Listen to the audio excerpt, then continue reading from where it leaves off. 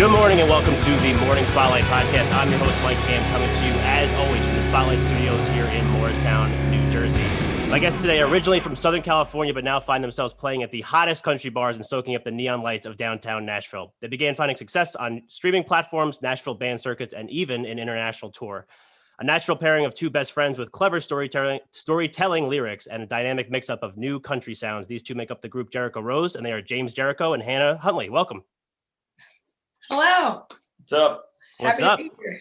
Happy to have you. So for anybody that doesn't not know, I was recently in Nashville, was at Dierks Bentley.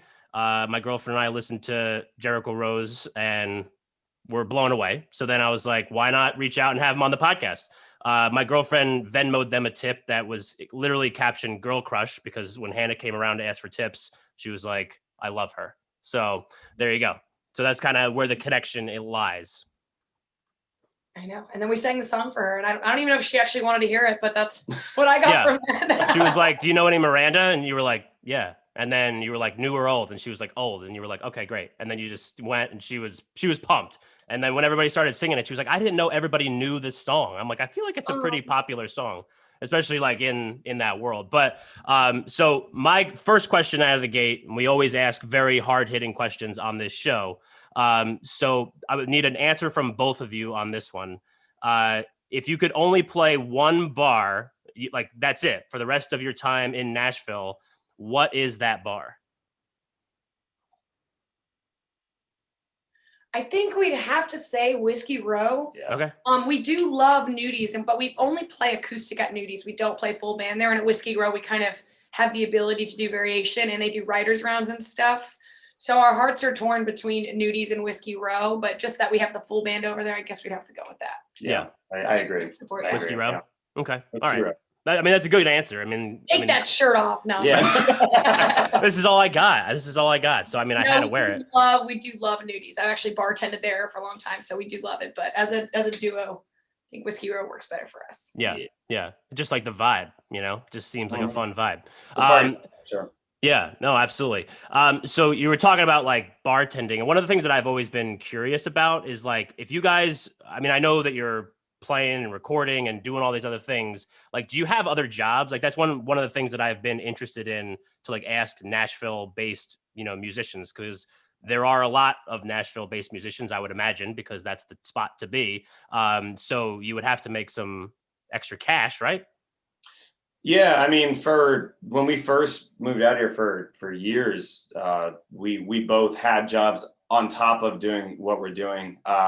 In bars, go figure. Yeah, bar backing and serving and bartending in Hannah's case. But right now we play 5 shows a week, and we also signed our publishing deal this past year. So we're pretty much just doing the musician thing at this point, which is great. I think living in Nashville allows you to do that, where you're actually, if you were to try to go on tour and play that many shows, you have your travel expenses, you got to pay the guys out of pocket, and it can be a lot more convoluted, not even to mention COVID and how all the restrictions on that.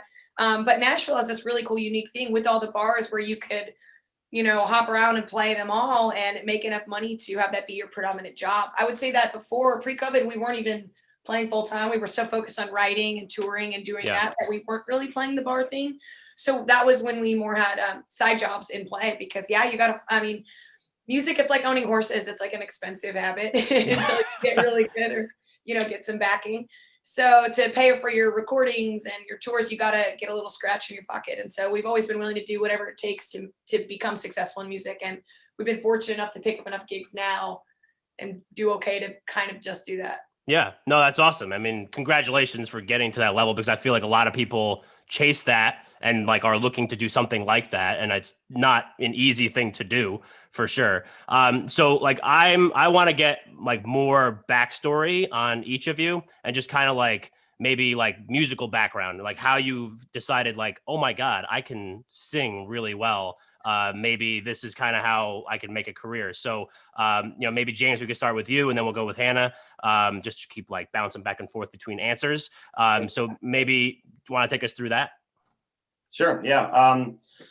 Well, I mean, I've always been into into mainly rock and metal music. I mean, from a really young age, my dad introduced me to, you know, Van Halen and you know, 60s rock like Steppenwolf, stuff like that. And so I kind of grew up with a mix of classic rock, just love in general, and then got into like metal because I was an angsty teen. So I was doing all the screaming and growling metal stuff. And when I say I was an angsty teen, I did that till I was about 26.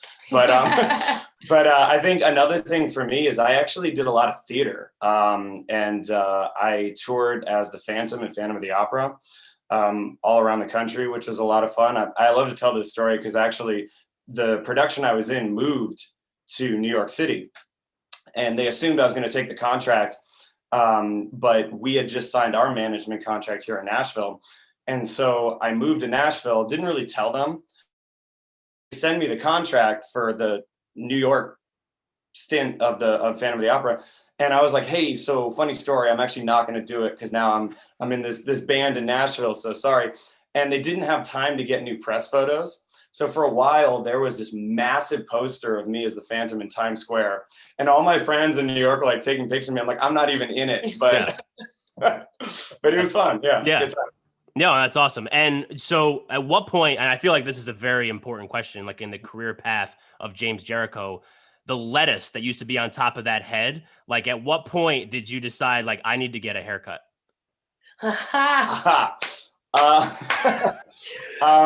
Because like if anybody doesn't know, I mean like that was like epic hair. As someone who has literally no hair aside from on my face, it was like I was watching the videos on YouTube and stuff and very jealous. So thank you. What point did you make that call? I just wanted a change. I think I did it at the end of 2019. I think it was October 2019. It was just one of those things. I had that hair for 15 years, you know, and the reality is, you know, I had that hair because I had been doing the metal thing for so long, and it really worked for that. And it worked for the old group that we were in, because that was a lot more Southern rock kind of influenced, I would say. There was, you know, a lot more kind of teeth and rock and roll to that. And when we started moving towards Jericho Rose, it became more about a little more like pop influence and more, it wasn't so much about, you know, the guitar solos and all of that. So it was one of those things that I was hearing the demos that we were doing for the songs we were writing, and I was like, that voice that I'm singing doesn't look like that guy, you know, because I had all this hair and everything. Yeah. I was like, they don't look the same. So I was just like, you know what? I want something new. It's been 15 years. So I did it, and I'm really happy I did it, actually. Yeah. I think really. No, I think one, you know. Yeah, right. Yeah. I got tired of being mistaken for James from behind. Yeah, no, I mean, I totally get that. But, you know, yeah, you look great. So good change. All right, Hannah, background, and then we'll keep weaving this story together as we go. Yeah, ours is weirdly similar, but also weirdly different. Whereas, of course, there's been a musical interest our entire lives. I never came out and just told my family I want to be a singer. It's what I want to do. I was just always singing around the house, you know, when I was young. So I didn't really have people championing me at the time until I was like, I was so nervous to tell them. I thought nobody would take me seriously or support it. And it was crazy because as soon as I did, my family has jumped on board and been absolutely amazing and incredible. But as you asked the question, when did you first find out you could sing? And I always think this is the funniest thing. I was on a drive with my cousins and one of my aunts. We were in the car on the way back home from Lake Tahoe, visiting my grandparents. And we were all singing along to the new hit at the time was the movie Titanic. And My Heart Will Go On, obviously, was like the big anthem of that movie. Right. And we were all singing along to it. And I guess she heard somebody that was maybe actually singing it well. And so she stopped and she made each of us go, and there were 7 of us in this car. Everybody had to take their turn to sing it. We didn't know why, but that was kind of the first time I realized, like, oh, people think I'm good at this, I guess. And that kind of started for me. And then I've been writing songs since I was a kid, like 9, 10, not good ones, just angry, jealousy, sister songs, angsty, you know, things that you don't ever think. You don't write it with the idea of this is going to be on the radio. At least for me, it was always therapeutic and cathartic. And I continue to do that clearly to this day in writing and writing. Performing was something that I really stepped into more once I met James and we started kind of writing these songs. And then when it was crazy to actually have tangible songs to play for people. Yeah. And so it kind of had a natural progression in there. So he's a very trained classical kind of background, and whether it be rock or theater. And I definitely am kind of a bit more, he always says, raw. Right, but you need that. I mean, it's I the yin showed and the up and yang. nobody told me to leave. So It's the X factor. You either have it or you don't. She Right. definitely has it. So Yeah. So it's a really nice pairing, because when I'm like, hey, what's the harmony on this? He can always, like, it's nice. And I'm constantly learning from the people that we're around and this and that. So it keeps it exciting and fresh, and probably gives him anxiety a lot of the time. But at the same time, I feel like keeps it spicy. Yeah, right. That's well described. So when we're talking about like the when you guys met and then started on like this career path into now sitting here with me on this incredibly successful podcast. So like talk to me about that. Like at what will you guys meet at I have it over here somewhere. Saddle Ranch. Baby. Ranch. It was a dark and stormy night, whatever. So like take me through like that night. You guys meet and then you decide like, hey, we should start a band together. Does that how that works? kind of. He played hard to get a little bit. Well, but it was also one of those things that we didn't really, I mean, not to like downplay the magic of this duo, but we didn't really have any options. We were, this was in Los Angeles, and we were, Saddle Ranch, we worked at the one on the Sunset Strip, and it was just a bar completely staffed by actors and models. And, we were two musicians and two singers that, had come from completely different backgrounds. Obviously, even from us telling you about our backgrounds, you can see that a little bit, but yeah, she started working there right before I was about to leave to go to Germany, because I was recording a death metal album in Germany. And so I was all about that. And so she had just started working there. We'd met, but then I disappeared for like 2 months. I came back, she was still there, and she was like, hey, we should really write. And you wrote down on a piece of paper a YouTube video of you singing. And you're like, check it out. Yes or no. Yeah, right. No, but it was like, you're like, check this out. And I did. And I was like, oh, good voice. And so, yeah. It was a train cover, wasn't it? The Hey Soul Sister train cover. Yeah. Oh my God. Yeah. In hindsight, I'm shocked that it was a college project I did. That's so funny. Yeah. But yeah, so we did our first write. Hannah loves to talk about this. I know. So you mentioned his hair. He had, this long kind of Viking, Yeah, very Viking. Very like Viking kind of look. Yeah. And he used to wear these metal cuffs and kind of be in that space and mentality, because he was like, in the throes of doing death metal. Yeah. But again, I had been desperate to make a music community and meet people. It's ironically being, from LA forever, I wasn't in a musical community, whether it be theater or rock or I didn't really have anybody to work with. So I was trying to start that community. And he shows up for this write, and he's like walking up with his just hair and his cuffs, and he's thick. And I thought, oh my God, this is going to be the most awkward 4 hours of my life. Like, there's no way this guy and I are going to like reach any kind of common ground. Yeah. And we had our first write. We wrote a song we both liked. The second song we ever wrote was our song Johnny Cash. That's my favorite Jericho Rose song. Well, that's my favorite one. Song we ever wrote, like just in Culver City. And it's so funny having the memories. Like, this is the craziest part of having the memories of getting started and being in there. Do you like this? Okay. We're working on it. And then seeing where it is now and having people tell us how great, and it's so weird seeing it, but knowing the history of where it came from. Yeah. Yeah. No, I think that's awesome. So like one of the things that I meant to ask, well, now we can kind of do it now, is just like when I listen to the original songs on Spotify and stuff, and then I hear you guys do obviously like the covers at the Honky Tonks, because I feel like that's what you do at Honky Tonks, you play covers. So like obviously it seems very unique. And like I once had on the show this guy Marty Ray, who's also a Nashville based singer, and he talks about how like he went through this whole life of trying to like, he was always imitating other people, like gospel singers and rock singers and the Beastie Boys and Boys to Men and like all these other people. Then finally, eventually like found like his voice. So like, obviously because you're two people and you both have different backgrounds in music. So you get together, and then was there like you just said, I mean, it was writing the songs was one thing, but did you have to figure out like how to sing together, or was that just like an easy thing to figure out? I mean, I think naturally, as someone who has no musical background whatsoever, so I don't know. I think naturally there, obviously there's a learning curve with starting to work with anybody, but I do think that kind of right from the get-go, our voices just kind of sounded good with each other. There was never like, even from the beginning, there wasn't any point where like, oh, this doesn't work, or this doesn't match, or this doesn't sound good. Because if that had been the case, it definitely wouldn't have lasted. Right.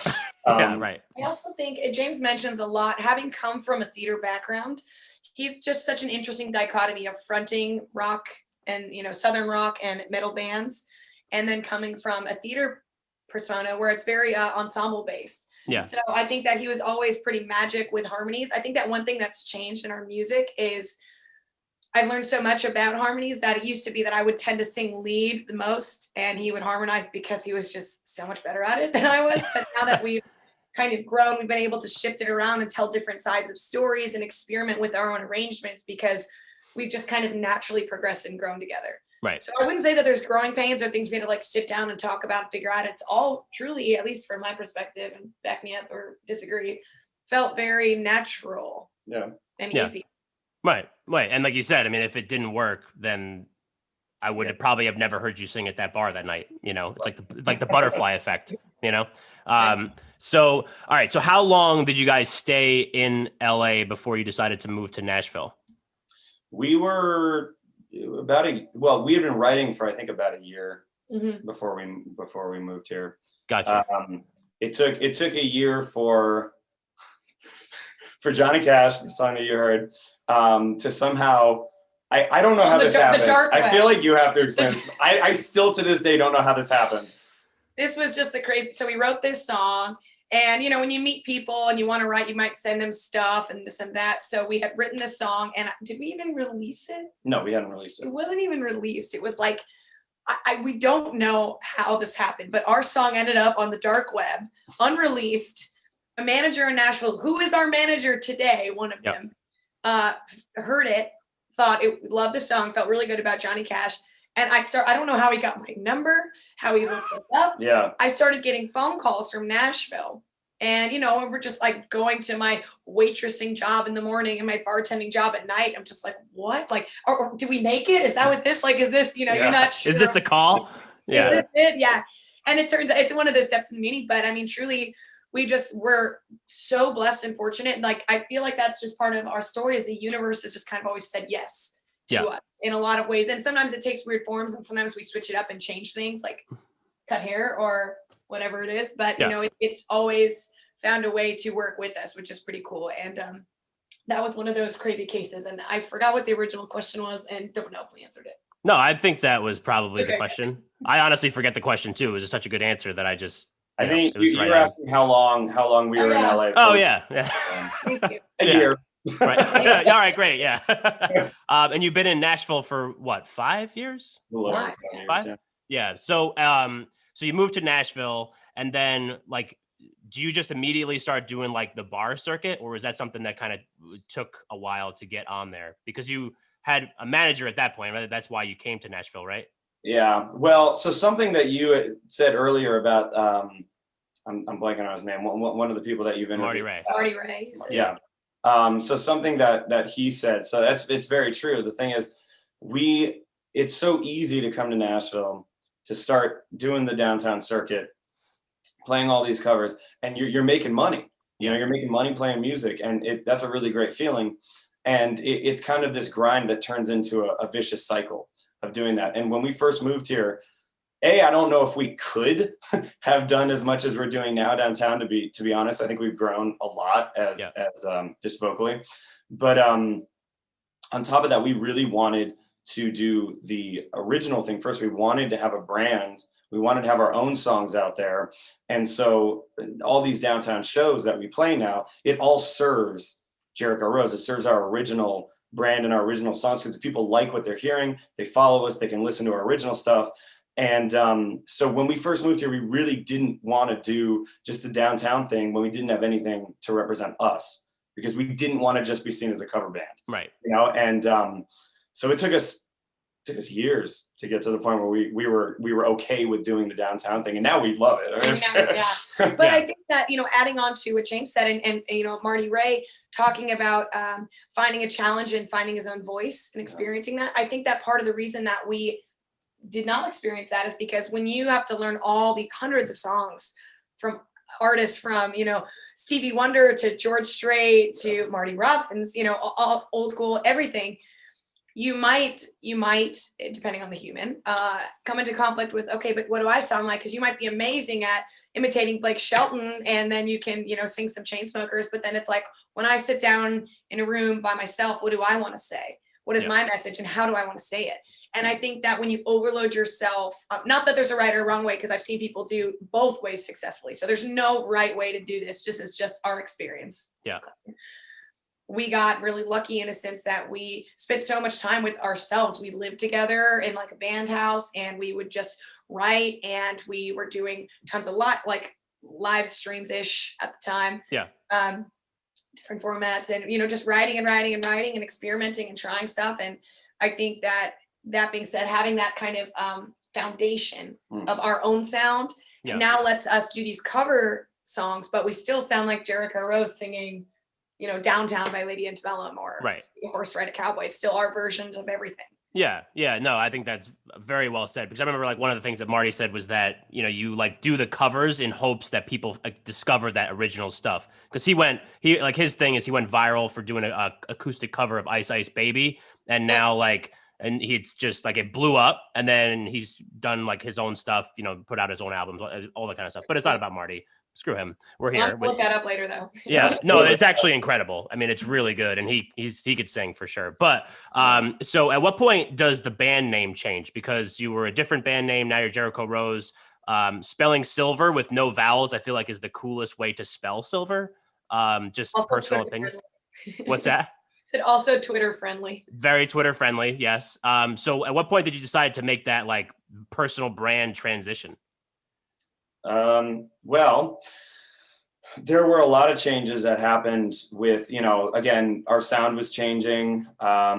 We started just kind of feeling like the name in general wasn't really representing us anymore, because the truth is we actually we still have that manager that we were discussing earlier, the one who found us on the dark web. Yeah. But we also we added on management. The Holland Group came in as well, and quite frankly, they were not fans of our name.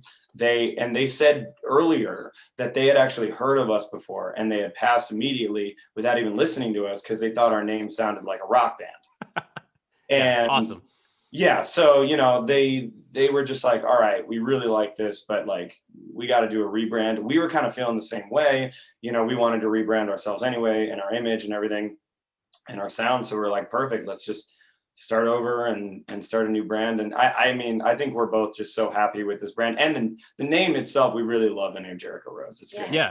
I think we identify with it more. And when you start making music when you're 20 or in your early 20s, as a human, you grow and you change, you dress differently versus when you're 21 versus, 29. So we were fortunate that we didn't get pigeonholed at the time when we still had growing to do. And now I feel like we've created this brand that we could really grow with. Yeah, no, for sure. And I need a shirt. So we'll talk offline about that, because I'm a big t-shirt guy. So anyway, so you Jericho Rose, when was the international tour? Because I think that's really cool. Because I feel like this is all happening in a 6-year span, right? Everything that we're really discussing in depth is a 6 to 7 year span. And so when was the international tour, and who did you tour with? What year was that? 2018. 2018. Yeah. And Yeah. It was a very, very interesting scenario, because we weren't touring with anybody. So our anchor date was a show in Cambrai, France. It was a festival called the American Journeys Festival. And we were actually I don't even know how this actually came to be, but essentially, like, you know how we have like Renaissance festivals here in the United States where everybody dresses up like a night or whatever. So they have those in Europe, but for like Old West, like American movies. So that's nice. essentially what this was. That's like awesome. And everybody's walking around looking like John Wayne and everything. French people. And like, so, but we were, was really cool. It was awesome, but we were, so we were actually scheduled as, we were co-headlining the festival. It was us and this other artist here in Scott Southworth. Yeah, here in Nashville. And we'd never met him prior to that, but we're good friends with him now because obviously we met over there. Yeah. So the two of us, these, you know, real Nashville American bands, were headlining this festival, and it was a lot of fun. So that was our first date there, and then we went to a few more dates. It was all in France, actually. We say international because it was in France, but we never left France. Yeah, well, that still counts. I mean, you know, you leave the country, you're international. Yeah. Right. Yeah, and we did a national TV appearance in Paris. Like, we were on like Parisian TV, and it was cool. It was a good time. Did you have to get like the radio thing? It was a radio thing. Radio thing. We didn't understand half the things that we're just like, yeah, we'll be here. Sounds good. We'll sing a song. Here you go. Yeah, no, that's what I was gonna ask. Like, did you have to get like, if they're asking you questions, did you have to get it like translated, and then I don't know how that works. I mean, most people at least tried to speak English to us. Especially at the festival when they were wearing chaps, they were very excited to speak English to us. Yeah. But other places, I mean, I speak basic French, so we got by. And there weren't many people that like couldn't speak English, whether it was, you know, we were able to communicate. Yeah. Right. Yes. Okay. Gotcha. Awesome. So last year you said that you got signed, what'd you say before? Last year you got signed by a publisher, right? Is that, is that right? Publishing deal, yeah. Okay. So at what point during the year does that happen? Because my time frame, I need to be on point here. That was October. Yeah, that was October 1st, I believe. Okay. Of last year, yeah. Awesome. So like, I mean, I live in New Jersey. Obviously, like, you know, COVID and everything happened here in New Jersey, and we went into shutdown pretty quick. And then for, you know, like people like you in Nashville, what was like that experience like? Where I'm sure there was, you know, I know, I mean, because I was there. I mean, it's a lot different than now than it was, you know, before. But was that a difficult thing to try to make it through when you're not really doing many shows and many nights at the bars and that kind of stuff? Yeah, I mean, it was hard. I think we did try and absolutely capitalize on anything we could and make the best of it. We managed to, because we weren't doing anything else, we put out a single a month for all of 2020. And that was part of our way of still trying to stay productive and put out content and doing something we could when we couldn't be out playing. But yeah, of course, it was really hard, you know, and I know a bunch of our friends who play here in Nashville, they had it way worse. Some of them like signed their record deals and then COVID happened and they're like, hey, there's no money. We can't put you on tour, so we're gonna have to drop you. And it's like, we didn't have something like that. Thank God. Right. Yeah. But yeah, of course it was difficult, but you know, we, like Hannah said, we did a lot of live streams. We put out a lot of original music and I think we did the best we could given the circumstances. Yeah, I agree. I think that all it is another challenge and a way to make creativity shine. And whether it's songs or doing Tiger King themed live, we started theming our live stream because then it's like you're going live every week. And for us, all of our community's musicians, so you're scrolling, it's 1 million people going live. But, you know, we had to be reminded by our friends and fans from, you know, other places that their feeds don't look like that. They don't have a bunch of live music and they miss it. So we started trying to get creative and weird and do funky things to just keep it interesting, keep ourselves interested. You know, and it's weird to be, it's one thing to do a certain live stream, play originals and like what feels like a songwriting atmosphere. But as, you know, somebody who's been to Nashville has gone honky tonkin and you know, hung out down there. It's difficult. It's just a different experience trying to put out the energy and play a show without being able to read people and tell what they want to hear, how it's going. It's a very sterile environment for music and creativity. And so we just kind of took a couple risks and gambles and just kept doing what we do. We didn't give up.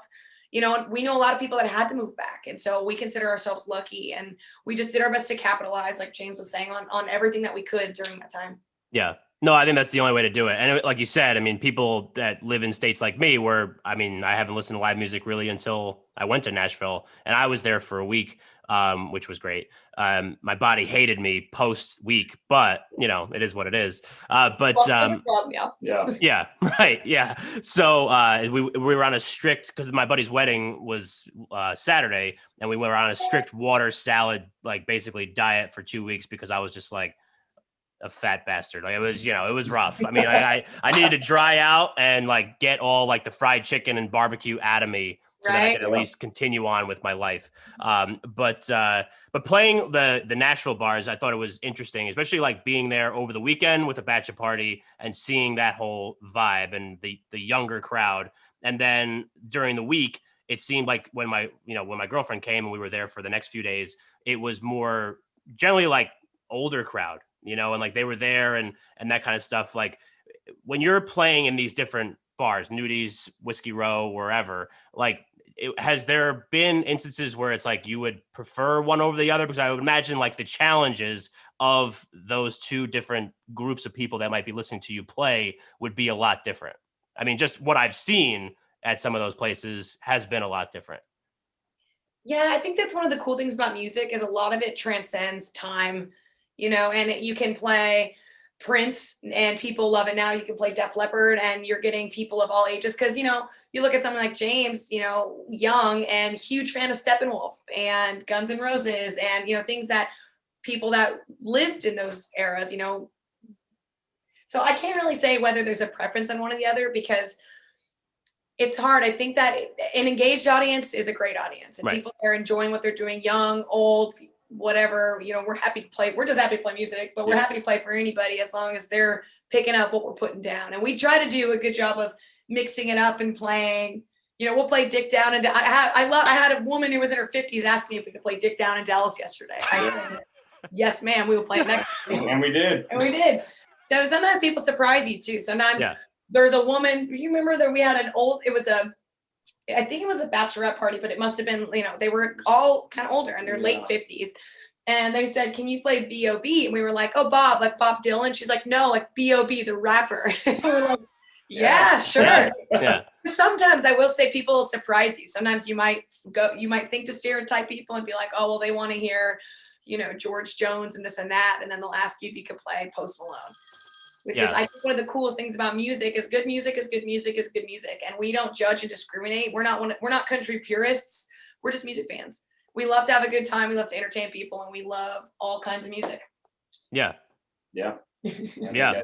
All right. Yeah. Do you ever like get requests that you're just like, nah, there's no way I could do that? Or are you guys just like so confident in your, oh, there is? All right. But sometimes like he sang Frozen, Let It Go. Like nice. Yeah. I like that. There is also, I will say, it varies directly with how much alcohol we've consumed. You can make a graph. You can make a graph out of how much whiskey we have had that show and how much we're willing to say yes to push the envelope. Yeah. Yeah. So is that like so that's the drink of choice? Like I know on the website it says Four Roses. Bourbon, right? And so like, but do people just start like throwing you stuff up there that just you're like, well, yeah. We have had 16 shots each at a show before. Wow. And that's we're not saying that to brag. We don't like. I feel like she might be saying it to brag. We're just giving you cold hard facts. It's crazy how the adrenaline, when you don't feel adrenaline when you're on stage, like bass jumping, I imagine. You don't feel like, I could explode. It doesn't feel like that. But it's crazy how you're on stage, you're in it, you're doing it. The second you get off stage, you're like, oh, I'm going home. It's just. It's a wild thing. Yeah. I would imagine. Well, no, I mean I can't imagine what that's like. But like it's the same kind of feeling you get when you're just sitting and drinking, and then you've been drinking for a while, and you stand up, and you're like, oh my god. I mean, I need to sit back down. You know. Yeah. And then so 16 is a lot, and I do feel like that's a little bit of a brag, but. You know, whatever. It was a weird flex, but okay. Right, yeah. Just hard facts. I like to stick around the 5-6 range. Yeah, and do you guys? Yeah, do you guys play like every night, or is it just certain nights a week? We play regularly Wednesday through Saturday. Okay. Saturday we play 2 shows in one day. But yeah, Wednesday through Saturday usually. Got it. Because I would imagine if you're taking, that many shots every day for an entire week, that would be, a lot. But right, we do have to drink a lot of water as singers, so I'm sure that it's a balance. Yeah, life is all about balance with anything. Yeah. But we definitely don't drink on our off days. And we're in the gym as much as we can too to kind of sweat it out. Yeah, smart. I mean, it's hard. You as you know, just from visiting, it's a crazy party lifestyle when you're the life of the party, or you're kind of, we're like, what do we say? We're like your ambassadors. Yeah. That's, no, exactly. You're like a party ambassador. Yeah. It's your job to make sure people have a good time, and it's when that's your 9 to 5, like that is your job. It is super awesome and fun, but it's also like, it can be exhausting. You're like, oh, I'm so hungover, or I don't want to drink. It's kind of like, it's part of the woes of the work. You gotta find a way to make it work. Yeah, exactly. Yeah. So, all right, let's start looking into the future. So I'm just curious to see, like, what are some things you guys have coming up that you're really excited about? Maybe they're shows, maybe they're releasing some songs that I may or may not have heard before we started recording. Not the song itself, but you know what I mean? So like, let's look into the future. Like, what are some things you have coming up that people should be excited about? Well, we are going to be releasing a new single in, it's looking like July. Okay. So that's definitely something we're excited about because, like I said before, last year we did a single a month, but this year we, because we're not doing that, we are really trying to capitalize on the singles we're putting out. We really want to push it, as hard as we can and get as much exposure for it as possible. So yeah, we're definitely really excited about that. I think we're also going to be releasing, and this was like a fan kind of contest that we did. We basically did a contest for what song that we released last year would our audience want us to turn into an acoustic rendition, and so we did that as well, and that should also be coming out sooner than July. Yeah, sooner than July. Okay. So we'll be dropping that acoustic version. So yeah, you got to stay tuned to our Instagrams because we'll be doing little hints to drop for the title of our release. Yeah. Okay. Shall not be named at this moment. Right. Shall not be named. Yeah. We don't have to say it, but this will like time up nice. I think this episode is going to post mid-June. So we'll kind of, we'll build some momentum here in Jersey. So that was another question I forgot to ask before. So you do a lot of the Nashville stuff. And then I know you did the international tour once. Do you also travel to other states to go play?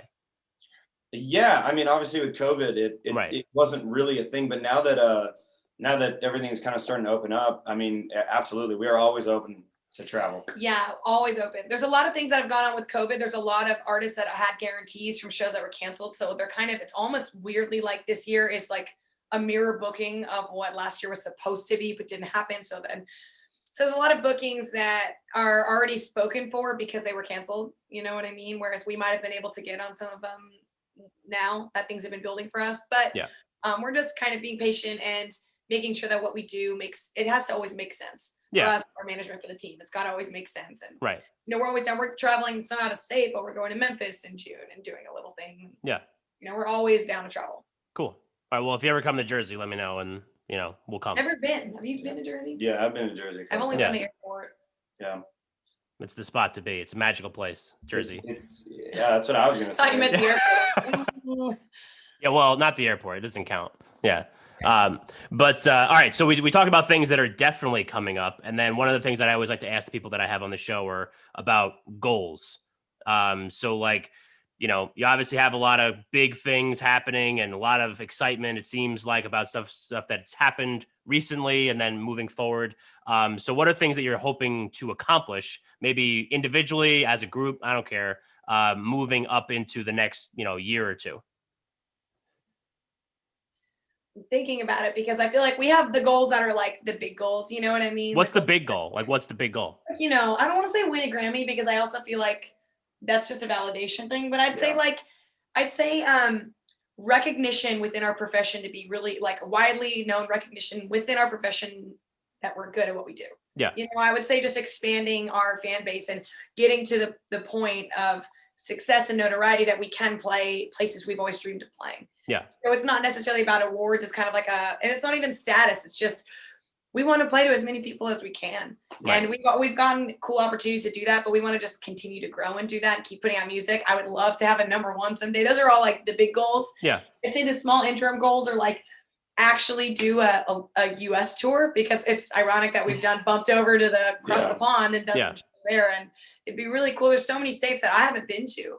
You know, I think that James grew up in LA and also in Maryland. So there's like a dual thing. And I spent my entire life between Arizona and California on the West Coast. And then now just getting here. So there's so many places that I would like to see. And we've skipped over the whole middle of the states that I think would be a lot, really cool to see. So that's on my list. Yeah. No, I mean, as far as short-term goal, I agree. I think, doing a big old US tour would be really good. And just, in the short term, like Hannah was saying, just building this brand and getting our name out to as many people as possible and building that fan base to ultimately get to the ultimate goal, which I agree, and then obviously what comes with a lot of what Hannah was saying is playing, she said, play to as many people as possible. And when you get to that level, I would love to play stadiums, I would love to take it to that level, because for me, especially coming from metal, I like epic productions. I like big productions, and coming from theater as well. And, it would be cool to have you plan a whole production, like get to see your vision come to life. Yeah. Cause the thing is in the bigger the show is, the bigger the venue you have, the bigger the show you can put on. And I just feel like this is an act that could translate really well on a stadium stage with a bunch of pyrotechnics. I'm just saying. Yeah. Fire! Yeah, right. Yeah, a lot of fire. A lot of fire. Ask us our goals, we're just going to say fire. Fire. We want fire. I don't care what you do. I just need fire coming from the sky and from the ground everywhere. Right. Yeah. So, all right, before we get into our closing segment, I do want to ask a couple more quick ones. One song, like one cover song that you do at these bars that you're just like, yeah, this is my favorite one to do in front of people. Do you both have one? Probably. Yeah. Just like you could play one, you could play one bar, you could play one song. What's the one song? And he crushes that. Mine is probably Hard to Handle by the Black Crowes. Okay. Yeah. What about you? We do this thing. We low key call it Hungry, Hot, and Fat, which sounds weird.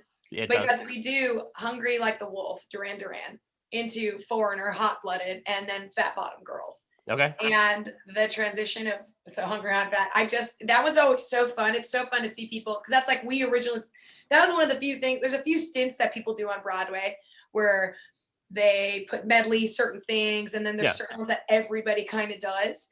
And of course you put your own spin on it, but everybody does it. But this is one that we've like totally created ourselves, and I think that's fun. Yeah. I don't know, there's a few. I love just doing the random 80s pop songs that people don't expect. Yeah, right. Yeah. Of course. Fun. Yeah, you got to keep it fresh. No, I love it. Yeah. All right. So, let's move it into our closing segment. We call it Under the Spotlight because this is the morning spotlight. So we've been talking for 45-ish minutes. So what is one thing that you want the spotlighters, which is what I call the morning spotlight listeners, to walk away from this episode with? It could be words of inspiration. It could be, I don't care what it is. You could make your last point, whatever you want. James, we'll start with you, and we'll do like a final point, and then we'll do Hannah. I gotta start with me on this. Yeah, I know. I put you right under the gun.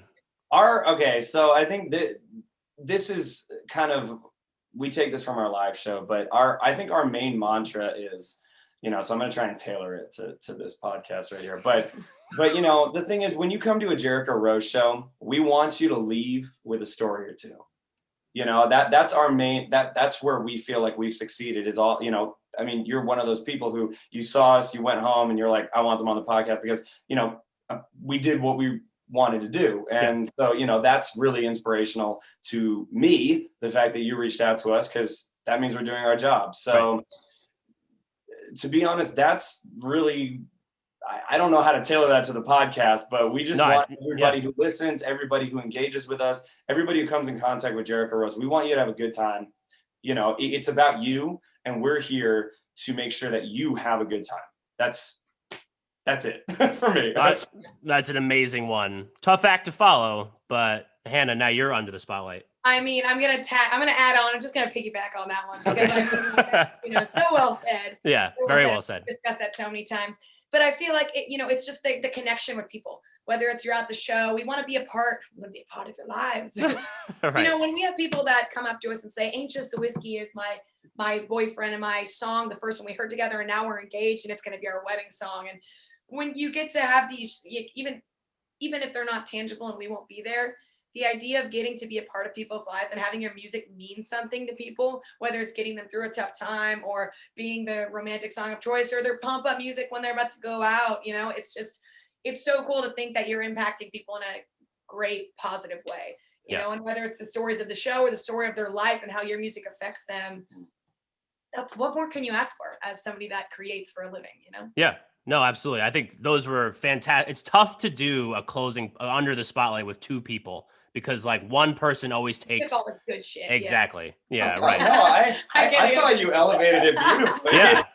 No, but that's what I was going to say. So it was like nice because James came in and just crushed it. And then you just built this, built on top of it. So it was perfect. It's like you guys have done shows before. Like we're best friends or something. Yeah, right. Yeah, it's weird. It's very weird. All right. So let's say the Spotlighters are looking for more Jericho Rose. Where can they get more Jericho Rose? Everywhere, baby. I mean, Instagram, we're Jericho Rose Official, Facebook as well. We are on Twitter, technically, I guess. We are technically on TikTok too. At Jericho Rose. Yeah, YouTube. But then Spotify, Apple Music, Google Play, Amazon. Your mom's basement. Maybe MySpace. I don't know. I haven't been on there in a minute. Yeah. But the thing is, wherever you can get music, we're on it. So awesome. you can find us. Whatever your platform of choice is, we're there. Just Jericho Rose. And we have old music, new music. So we'd be curious to see it to, your Spotlighters, any listeners. We want to know what your favorite Jericho Rose songs are. Yeah. Well, mine. Mine's Johnny Cash, and I don't think that's going to change. Oldie but a goodie. What's that? An oldie but a goodie. Oh, yeah, for sure. Yeah. Well, I didn't realize it was, like the first or one of the first ones, which I think is really cool. But yeah, so, all right. And then there's also the website, JerichoRoseOfficial.com.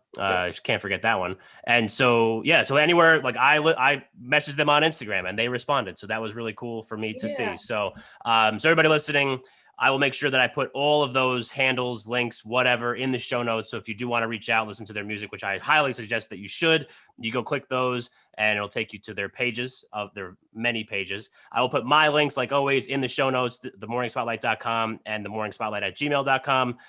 James, Hannah, thank you so much for coming on with us today. This was amazing. Thank you, man. Thanks for having us. This was great. Of course. And then Spotlighters, thanks for listening, and we will catch you next time.